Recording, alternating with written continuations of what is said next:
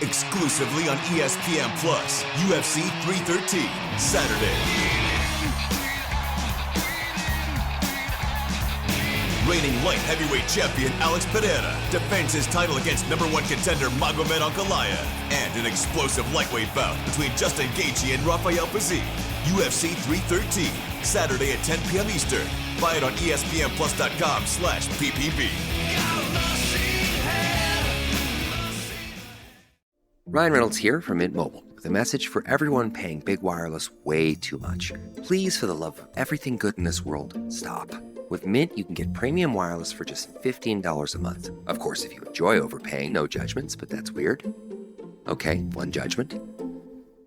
Anyway, give it a try at mintmobile.com/switch. Upfront payment of $45 for 3-month plan, equivalent to $15 per month required. Intro rate first 3 months only. Then full price plan options available. Taxes and fees extra. See full terms at mintmobile.com. Does it ever feel like you're a marketing professional just speaking into the void? Well, with LinkedIn ads, you can know you're reaching the right decision makers. You can even target buyers by job title, industry, company, seniority, skills. Wait, did I say job title yet?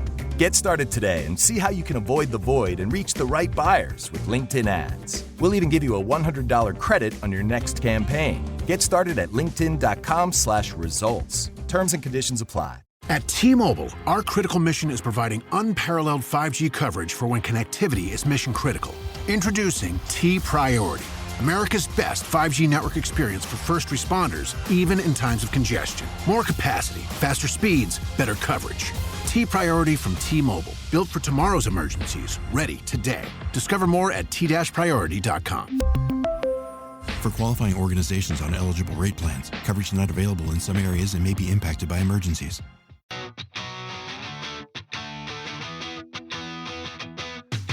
Welcome back to Rams Up, your favorite LA Rams podcast. We're part of the Fans First Sports Network. You can follow us on our YouTube channel as well, at LA Rams Up. I'm your host, Mark. I'll be joined often by my football guru, Ian, along with a bunch of other friends of the show on occasion. Let's get to it. Hey, welcome back, Ram fans. Mark from Rams Up here. Another Rams Up update, March 7th, 2025. I'm going to call this a Rams Ruminations episode. I'm going to be following up on some news items, breaking news that we've already covered a little bit here, and getting into some other stuff as well. News and notes related to our Los Angeles Rams. Now, on the podcast, this is episode 679. And as you all know, I like to talk about players who wore numbers associated with that episode number, episode 679. What players wore number 79? And I don't always talk about star players, historically great players that played for our team. I like to get into the weeds a little bit, and that's what I'm going to do this episode. I'm going to talk about a player some of you probably don't remember at all, but I certainly do. And that is number 79 for the then St. Louis Rams, John Greco, third-round draft pick in 2008. Was with the Rams for 3 years, then moved on to the Browns and Giants, where he finally got a chance to get on the field a bit. 66 starts with the Browns and played 11 years in the career. Never really got a fair shot with the Rams as a starter. I shouldn't say not a fair shot. He just didn't get a chance to get on the field that much for our Rams. And the reason I bring him up is, and I think it was 2010, we flew out to a Rams-Panthers game in St. Louis. It was the Isaac Bruce jersey retirement game. And after the game, my son and I went out to that fence line where the players come out, and one player and one player only came over to greet the fans. And I suspect he may have been a designated guy to do that. But nonetheless, he came over and spent some time with the fans, signed some autographs. He signed a magazine, a game day magazine for my son, and chatted with the fans for a bit. And you know what? We remember him for that. There are two players that we have that I think have gone out of their way to talk to us at training camp events and games. One would be John Greco. The other two times, Alec Ogletree, once in Irvine and once at the Coliseum. So, and you know what? Young adults and kids remember those events, remember that, remember players for that. And so a shout out to John Greco, number 79 for our Los Angeles Rams, a player that my son and I will never forget just because of that, coming over and talking to the fans for a little bit. So that Tutu contract, Tutu Atwell, Ian had a breaking news release on that. Hopefully you saw that $10 million guaranteed. His 2024 stats, not overwhelming, but it was his best season of his career, 42 receptions, 562 yards. And, you know, I saw some pushback on the YouTube channel. A lot of people not too excited about this. I think we still are stung by the fact that we passed on Creed Humphrey and drafted Tutu Atwell in the second round. Yeah, he's been a little bit disappointing, but last year we did see signs of how he can contribute. And as I commented on the YouTube channel, let's look at a specific stat. I grabbed the top 4 Rams wide receivers and a couple of other random players, and I have here on the YouTube channel. You can visualize this for those of you listening on the podcast. What I have here is the snap counts, the yards, and then the yards per snap for all the Rams wide receivers of note anyways, and a couple of random players across the league. So DeMarcus Robinson, 505 yards, but only 0.57 yards per snap. Tyler Lockett, Seattle Seahawk receiver, great wide receiver. We'll talk about him a little bit more later. 600 yards on 765 snaps, so still less than a yard per snap. Xavier Worthy, the great Chiefs wide receiver, up-and-coming wide receiver, probably be a better way of characterizing him. 638 yards on 757 snaps, so less than a yard per snap. Cooper Kupp, over a yard per snap, 637 snaps, 710 yards, and we know Matthew Stafford loves to throw the ball to him. And Puka Nacua, the leader in this group, 487 snaps, 990 yards, so over 2 yards per snap. But who was second in this category? Tutu Atwell, 425 snaps, so that's less than half the snaps DeMarcus Robinson got. 562 yards, 1.32 yards per offensive snap. Now, we have to recognize that Tutu did not score any touchdowns. DeMarcus Robinson had a handful there, didn't he? But I'm just trying to point out that maybe Tutu Atwell just needs more opportunities. And with DeMarcus Robinson facing some legal issues, Tutu Atwell producing when he's on the field, it actually becomes kind of obvious that the Rams might prefer Tutu Atwell over DeMarcus Robinson. And I think Ram fans should maybe pause the criticism of this signing. And, you know, Sean McVay has said he's going to do things a little bit differently. He has to have a different approach, diversify the offense a little bit. And maybe this is the start of that. Maybe Tutu Atwell is going to be our number 2 or 3 wide receiver. Could we have a set of Puka, Tutu, and Jordan Whittington out there? Very possible. And, you know, I still think the Rams are going to add a wide receiver either through the draft or free agency. We'll talk about that in a second as well. But Tutu Atwell, let's be optimistic that he can really come in and contribute more. He just needs more opportunities. So speaking of wide receivers, man, quite a shakeup in the West wide receiver rooms. You know, Cooper Kupp apparently on the way out. DeMarcus Robinson, a free agent. So the Rams look like they're going to have a turnover with that group. Meanwhile, in Seattle, Tyler Lockett released for salary cap reasons. And like the day after, DK Metcalf asked for a trade, and Seahawks apparently very unhappy about the timing of that. But in Metcalf's defense, probably a pretty good business decision to time it that way. And then in San Francisco, Deebo Samuel traded, and the 49ers taking calls for Brandon Ayuk, and I wouldn't put too much stock in that.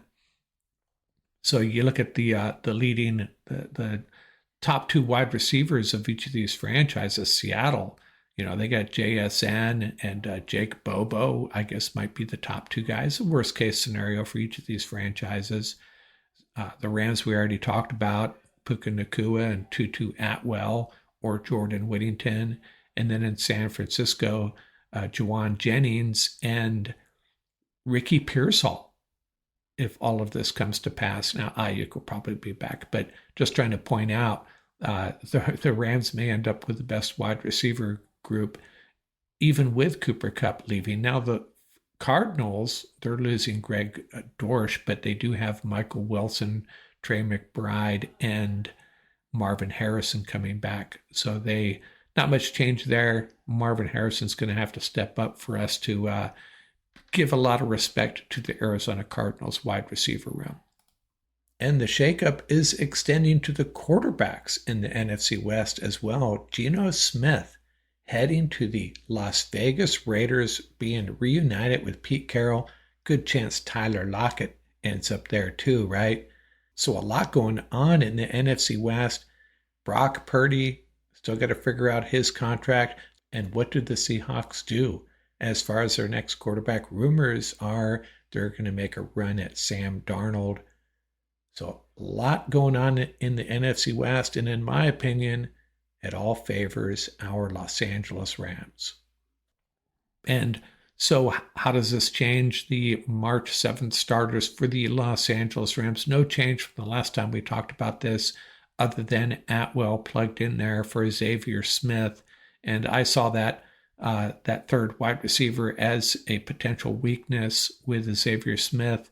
I like him on this roster as a returner special teams guy, but not as a number 3 receiver, maybe as a number 4 or 5. So Tutu Atwell plugged in there. And as far as the defense goes, well, first let's talk about the offensive line.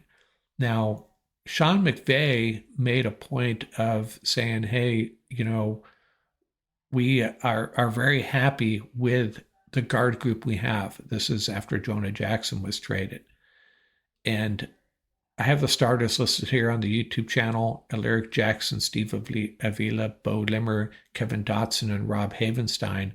And I think he's on point with the strength of the interior offensive line with backups like Justin Diedish, Dylan McMahon. Now, CBS Sports had an assessment of the Rams free agent situation, and they called the interior offensive line as an area of concern. And I disagree. I think our 3 starters are fine. I get it. Bo Limmer has some room for improvement. And the backups, I think we're okay there. Diedish and McMahon. I think Diedish has proven he can play at the NFL level. McMahon, a 6th-round pick of the Eagles last year. Rams signed him. He was an exclusive rights free agent, and they did extend him. Some people just know they could save hundreds on car insurance by checking Allstate first. Like, to check the Jumbotron first, before attempting to eat a stack of Supreme nachos in one bite. Now you're just a meme that everyone shares on game day. Checking first is smart, so check Allstate first for a quote that could save you hundreds. You're in good hands with Allstate.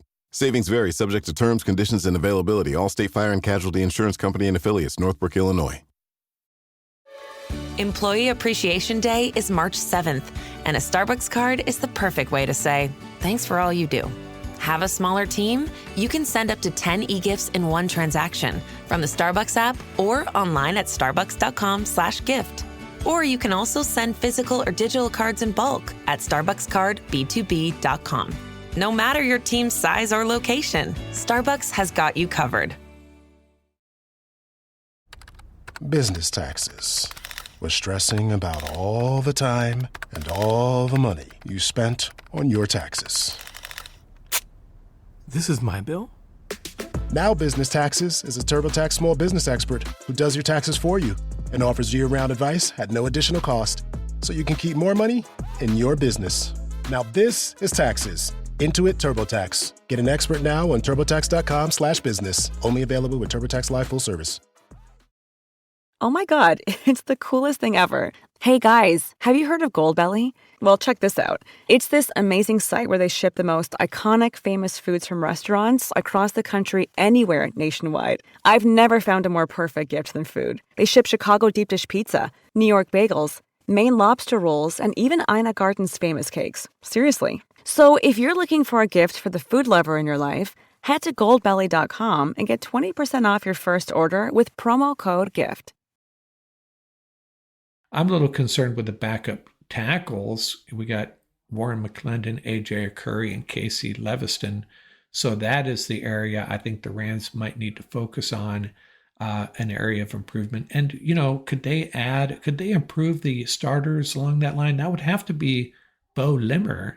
And I don't think the Rams are going to go in that direction in free agency or the draft, maybe a late draft pick on the interior offensive line. I think they need to find a free agent, that a player who has proven he can play at the NFL level at left tackle or right tackle or both. That would be the focus for me. Not necessarily a starter, just someone that can come in and, you're not going to hit the panic button if one of our starters goes down. And the March 7th starters on defense, no changes there. I do want to point out that one player that had been rumored going to the Rams, I think it got started online, and it was probably one of those fake news items that the Rams were going to make a run at Zach Bond, but he has been re-signed by the Eagles. So no changes. The defense here looks pretty good. I still think we could improve the cornerback room and add a linebacker and some depth at nose tackle. So Jonah Jackson traded. We've discussed this already. The Rams get that 197th overall pick that originally belonged to the Steelers, by the way. Rams get it through the Bears. And so what is their current situation for the 2025 draft? Well, they have that first pick, number 26 overall, round 1 pick. Then they have 2 in the 3rd round, number 90. And we're expecting the 100th overall pick, the comp pick for the Raheem Morris signing. That'll be at the end of the 3rd round. They have their 4th round pick, 126 overall. The 4 6th round picks now. Number 192 overall is theirs. And then 203 from the Bears, 204 from the Falcons, and then that new pick, number 197 overall. And I think what could very well happen here, Rams have a lot of flexibility with Alaric Jackson in the house, Matthew Stafford back, Tutu Atwell rounding out the wide receiver room a little bit.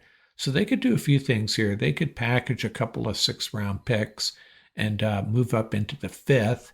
If they choose to do that, or as some have suggested, they could try to, move out of this draft completely and stockpile picks next year and go after one of the top quarterbacks, because there will be a few really good ones. Now, it has been suggested, I think Les Snead even threw out a hint here, that the Rams are eager to find a young star quarterback, as he put it, to take the reins from Matthew Stafford potentially as early as next year, probably in 2 years. So that's another strategy they could take here, get into the 2nd round, late into the 1st round. I don't know when some of these guys are going to go, the guys that we've been talking about and other content creators have talked about, good matches, good fits for the Rams, guy like Jackson Dart. If the Rams love him, if Les Snead and Sean McVay fall in love with one of these quarterbacks that'll be there in this early in the, I should say, mid or late 1st round, possibly even the 2nd round, the Rams could move around and go ahead and get their guy this year. But a lot of flexibility. Those 4 6th-round picks, though, don't expect that to happen. I think it'd be more likely that they move up into the 5th round. And I checked recent drafts, and that seems to be the pattern. A couple of 6th-round picks will get you into the 5th round. So what else do we got here? let's take a look at this 2023 draft haul of the Rams. Trey Tomlinson, one of their 13 picks, and he was waived. So 4 of those 13 picks have moved on. Trey Tomlinson, of course, waived. O'Shawn Mathis, he was released at the beginning of last year. Showed up on a couple teams' practice squads, 53-man rosters. Zach Evans and Jason Taylor also moved on, but this is still an incredible draft. Avila, Byron Young, Kobe Turner, our top 3 picks, all significant contributors, starters. Stetson Bennett, not sure about him. Nick Hampton, hey, he's had his moments, needs to stay healthy. He'll be coming back from an injury, and you're getting him in the 5th round. Not bad. Warren McClendon could still play a role. Davis Allen, a guy that just needs opportunities, I think.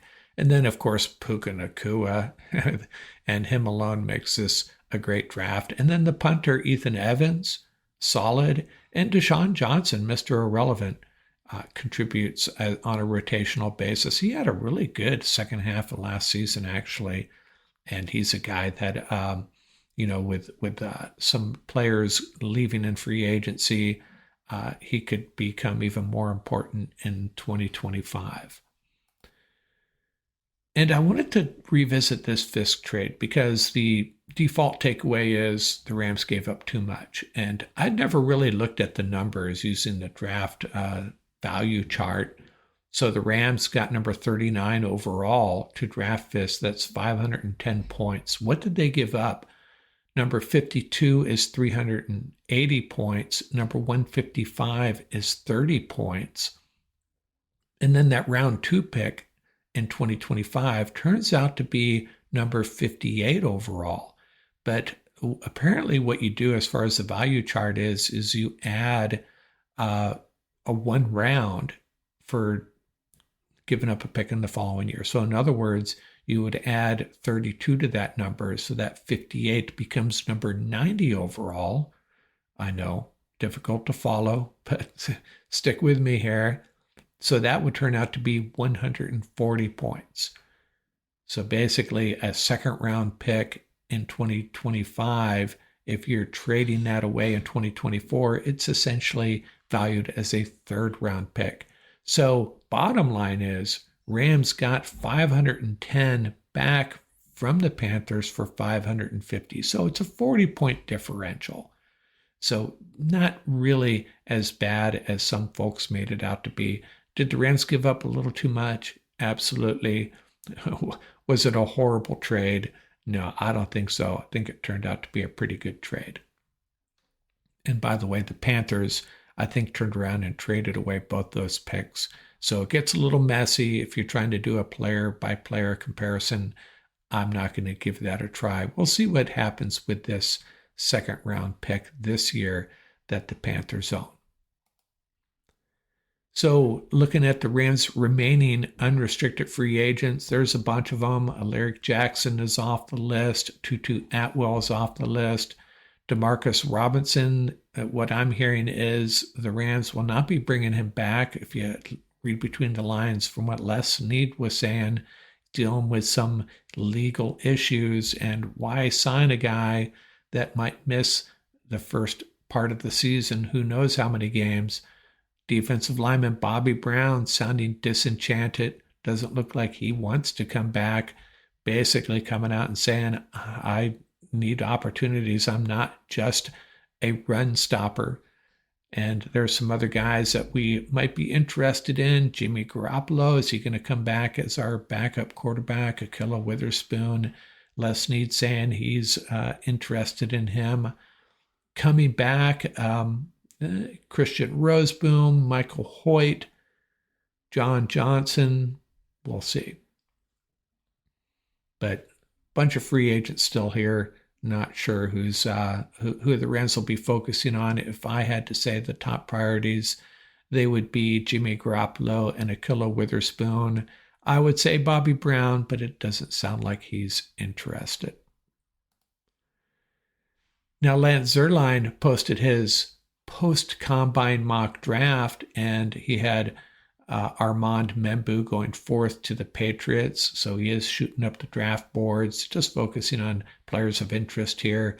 He had the 49ers taking defensive tackle Mason Graham. Now, I'm not sure if this is what Lance is predicting will happen or if this is what he would do, but nonetheless, he had Seattle taking wide receiver Matthew Golden with Tyler Lockett off the board there in Seattle. That makes sense. That would not make me happy. And he had the Packers taking cornerback Jahdae Barron, a guy I mocked to the Rams at least twice now. Arizona taking wide receiver Luther Burden, which seems kind of odd to me. They have Michael Wilson and Marvin Harrison there, two good young receivers. And then he had the Rams taking linebacker Jihad Campbell.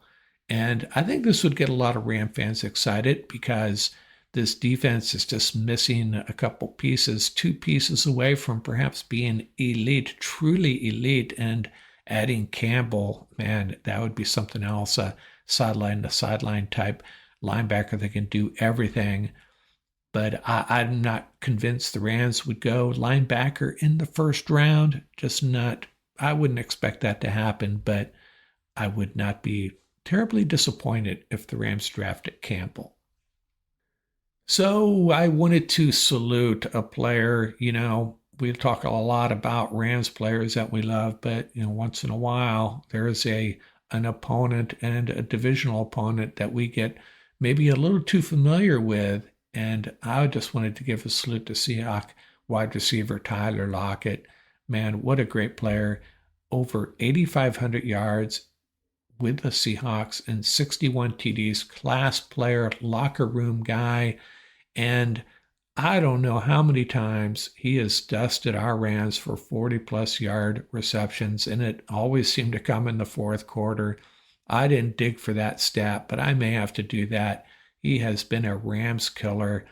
How many times have we been playing them where, we kind of feel like we got the game in hand, just got to close it out, and then there's Russell Wilson to Tyler Lockett for 40 yards, 50 yards, long TDs. He has been a pain in our side for years. Happy that he's moved on from the Seahawks. Hopefully he latches on with someone else. Don't think he'd be a good fit for the Rams. Well, maybe he would. I just don't think the Rams are going to invest in an older receiver. Now, Devontae Adams, I think Ian and I are both on board with that. I think Lockett may end up with the Raiders and Pete Carroll. That would make sense, right? Trying to change the culture there, and Tyler Lockett would be a guy for that job, wouldn't he? Tyler Lockett, salute to a great Seattle Seahawk who is moving on out of the NFC West, hopefully. And lastly, I wanted to close here with an update. I've been saying for a few weeks we wanted to do a live stream mock draft, and we are setting that up for Monday, this Monday night, March 10th, around 6 p.m. You never know, we may run a little bit late depending on how our lives are impacted by traffic, but that's the plan. Live stream mock draft. We'll let you guys chat away and suggest picks for us. We may even let some of you make a pick. We'll see how it unfolds. It'll be fun. Ian and I hosting that Monday night, 6 p.m. Please join us. That's all for now. Out here from Rams Up. It's time to rewrite the vacation rules. With Royal Caribbean, your family can look forward to just about anything. Break the thrill barrier, roaring down the tallest water slide in North America. Jump into breathtaking jungles and jaw-dropping coves. Vibe off the charts on our private island Perfect Day at Coco Cay. And end the day knowing things are just getting started. Because this isn't just any vacation. This is all the vacations. Come seek the Royal Caribbean. Ships Registry, Bahamas.